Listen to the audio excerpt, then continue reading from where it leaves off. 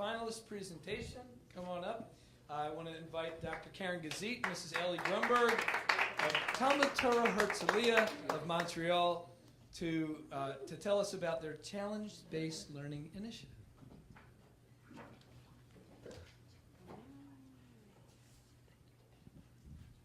Good morning, everyone. Karen and I would like to thank the Mayberg family, Todd, Rabbi Feld, for challenging us to take this incredible journey with you. We would also like to thank all the previous winners and the finalists for their openness and sharing, which have been so much a hallmark of this event.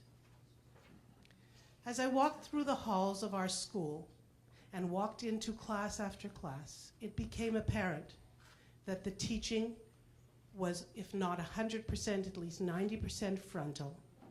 Students were at best passive and at worst disengaged. In discussing this with our administrative team, and we are incredibly fortunate to have a dedicated, inspired, cohesive team, it was clear that we had a challenge. We needed to make change, and we needed to make it quickly and effectively. We were incredibly lucky that Dr. Karen Gazith was willing to join our team and take on the leadership of this challenge to change our culture, to change our teaching, and to inspire our students. Do I need this? Yeah. Okay. Okay, so we're going to talk about our challenge.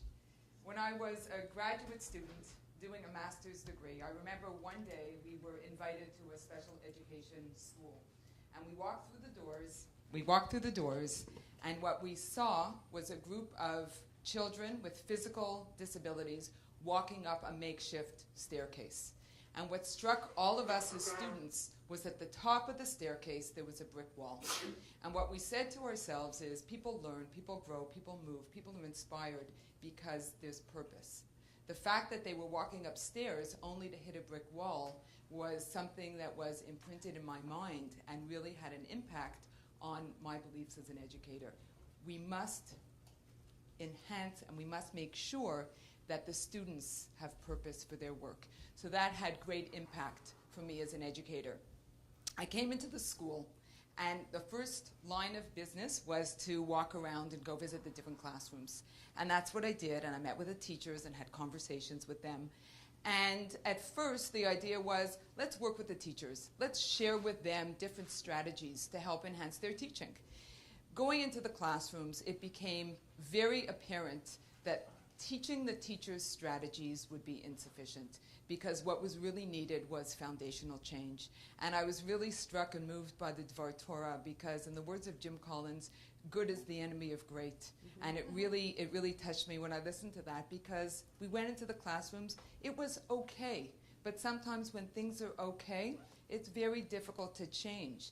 And we really had to, as an administrative team, make sure that everybody recognized the fact that okay just wasn't good enough, and we had to bring meaningful change into the school. So what we decided was that we really needed a major paradigm shift in our school. And we had to change the way kids were learning, and we had to change the way teachers were teaching. And that's what we set out to do in our plan. We wanted to change the learning experience for our students. So there was the birth of what we call challenge-based learning. So challenge-based learning is a multidisciplinary approach to the way in which teachers teach students across the board in every subject area. Every single unit, and it is a backward design concept, starts with a challenge. And the challenge is a challenge to teachers and to students. Our students have to behave like adults. They have to behave like the professionals that engage with the work that we're asking our students to delve into.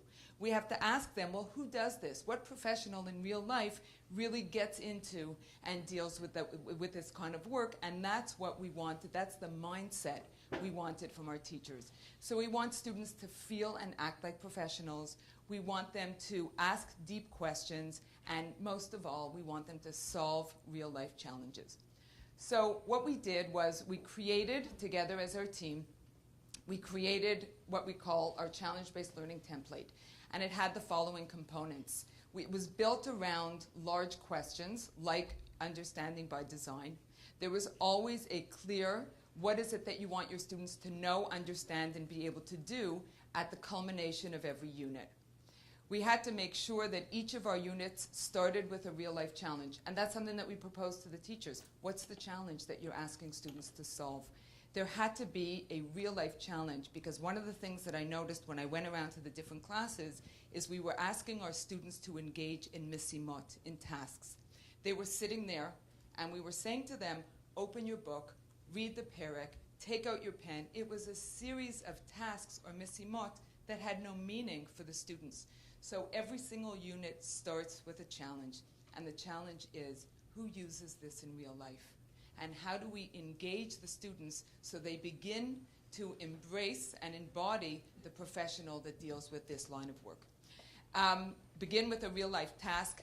Every unit starts with an entry point, and the entry point is explain before you name, and we use that concept with all of our teachers. So we make sure that before they enter into any new learning, they've made an emotional connection, and we'll show you an example in a few minutes.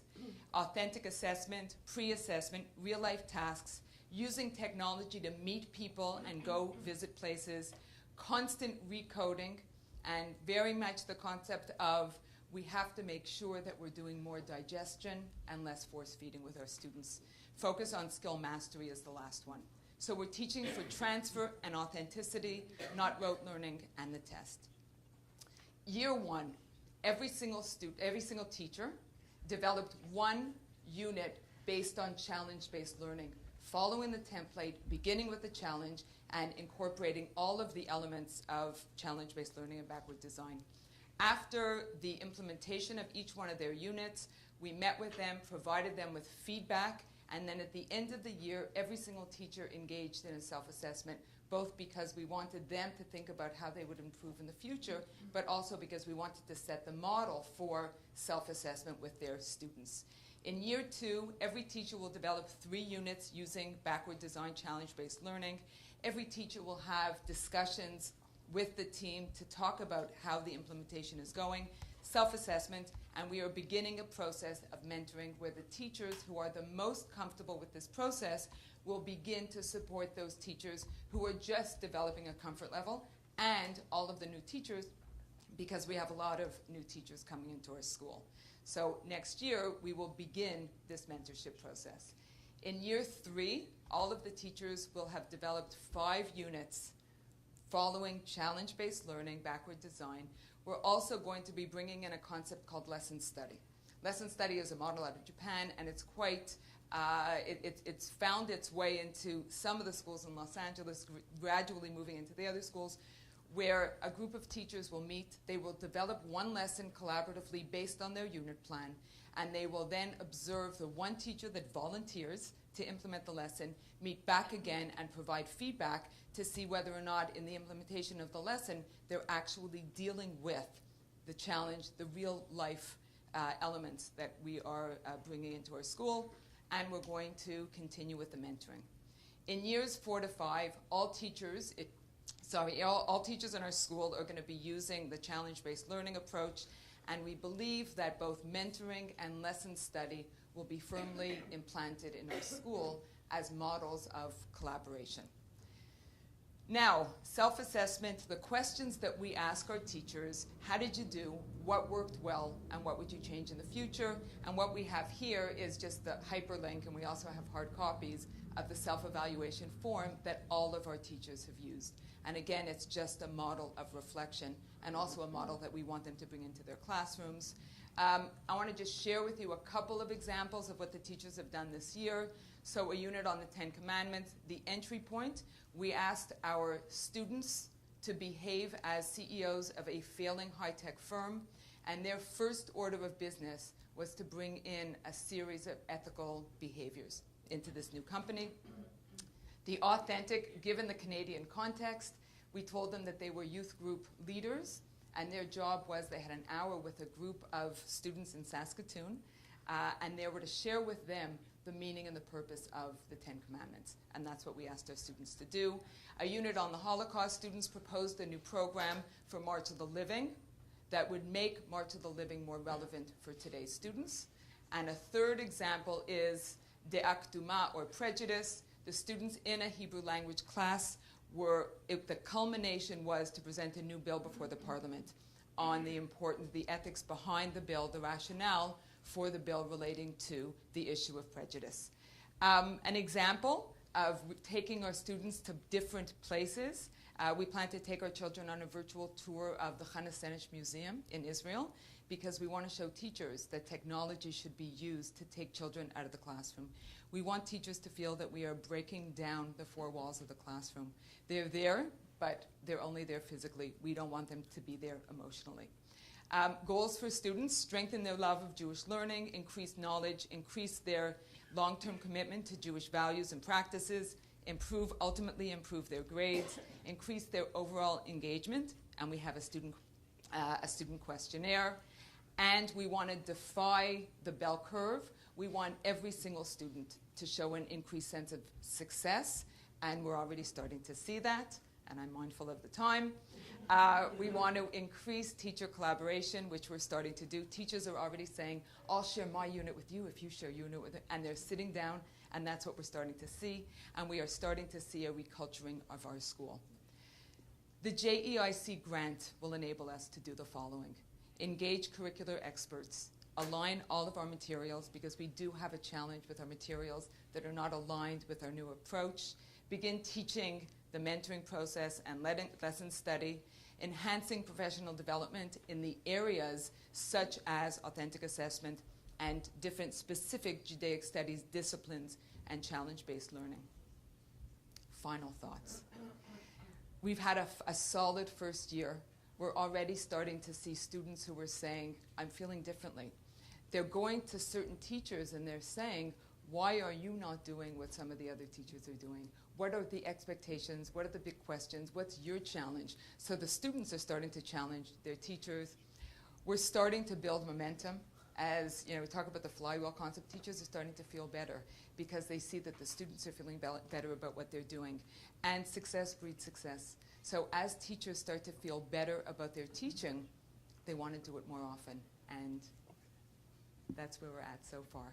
Thank you very much.